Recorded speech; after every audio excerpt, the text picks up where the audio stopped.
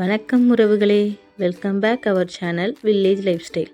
என்னோடய சேனலை first time பார்க்குறீங்கன்னா சப்ஸ்கிரைப் பண்ணிக்கோங்க. இன்றைக்கி நம்ம கறி சுவையில் காளான் கிரேவி எப்படி வைக்கிறதுன்னு பார்க்கலாம் வாங்க. அதுக்கு ஃபஸ்ட்டு 15 சின்ன வெங்காயம் எடுத்திருக்கேன், பாதி குடமிளகாய் எடுத்து வச்சுருக்கேன், 2 பெரிய தக்காளி சின்ன சின்னதாக நறுக்கி வச்சுருக்கேன், 2 பச்சை மிளகா, 200 கிராம் காளான், கொஞ்சோண்டு கருவேப்பிலை. இப்போ ஃபஸ்ட்டு கடாயில் ஒரு 5 ஸ்பூன் ஆயில் விட்டுக்கலாம்.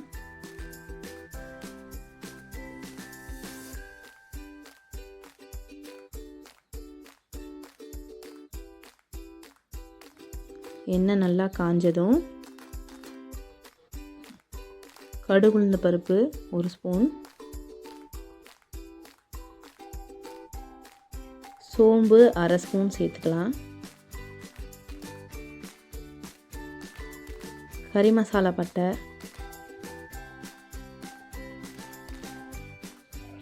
கருவேப்பிலை, பச்சை மிளகா இது சேர்த்து நல்லா வதக்கிக்கலாம்.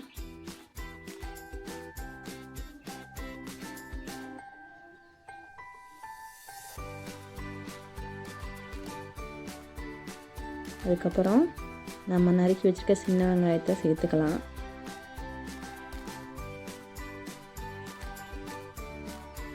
சேர்த்து நல்லா வதக்கி விட்டுக்கலாம்.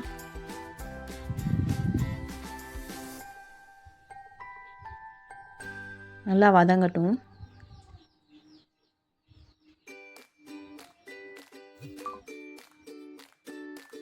இந்த அளவுக்கு வதங்கினதுக்கப்புறம் நம்ம நறுக்கி வச்சுருந்த குடமிளகாயை சேர்த்துக்கலாம். குடமிளகாய் சேர்க்கையில் உங்களுக்கு கிரேவி நிறையா இருக்க மாதிரி இருக்கும், டேஸ்ட்டுமே உங்களுக்கு சூப்பராக இருக்கும். ட்ரை பண்ணி பாருங்கள். குடமிளகாய் ஆப்ஷனல் தான், உங்களுக்கு வேணும்னா சேர்த்துக்கலாம், இல்லைன்னா உங்களுக்கு பிடிக்காதுன்னா வேண்டாம். கொஞ்சம் உப்பு சேர்த்து வதக்கணுன்னா சீக்கிரம் வதங்கும்.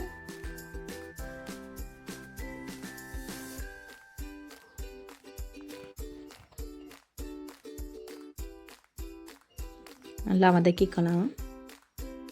இந்த அளவுக்கு நல்லா ப்ரௌனிஷாக வதங்கினதுக்கப்புறம்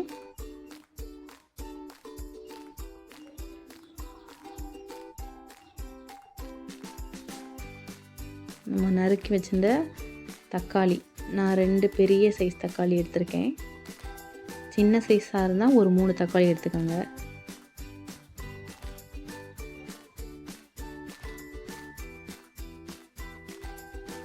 தக்காளியை நல்லா வதக்கி விட்டுக்கோங்க. இந்தளவுக்கு தக்காளி வதங்கினதுக்கப்புறம் 1 ஸ்பூன் இஞ்சி பூண்டு பேஸ்ட்டு, நல்லா இஞ்சி பூண்டு பேஸ்ட்டோட பச்சை வாடை போகிற அளவுக்கு நல்லா வதக்கிக்கோங்க.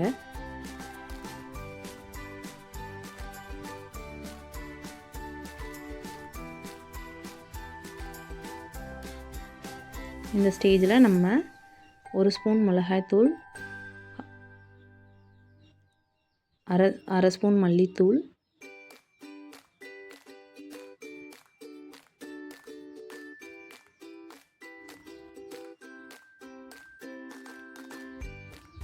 காஷ்மீரி சில்லி பவுடர் 1 ஸ்பூன்,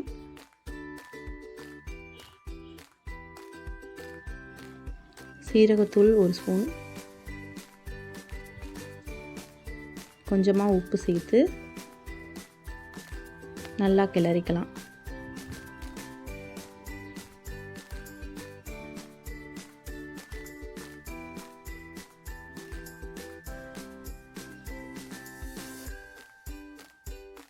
இப்போது நம்ம இந்த ஸ்டேஜில் காளானை சேர்த்துக்கலாம். காளானில் மசாலா படுற மாதிரி எல்லா பக்கமும் கிளறி விட்டுக்கலாம்.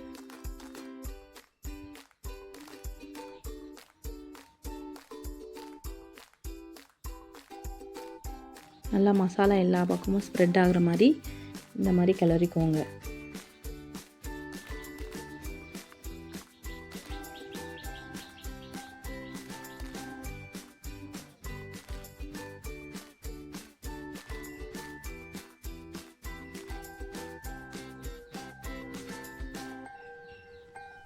இந்த அளவுக்கு கிளறினதுக்கப்புறம் நான் இதில் 1.5 டம்ளர் தண்ணி சேர்த்துருக்கேன். தண்ணி சேர்த்து நல்லா வேக விடலாம் காளானை. இப்போ காளானுக்கு கிரேவிக்கு மசாலா அரைச்சிக்கலாம்.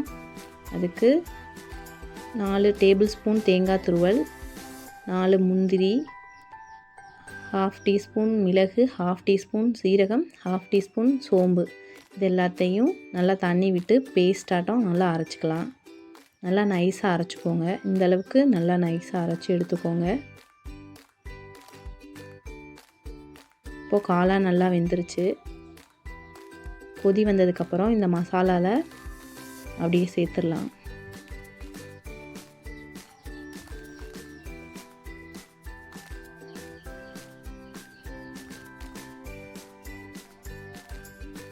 சேர்த்துட்டு நல்லா கிளறி விட்டுக்கோங்க.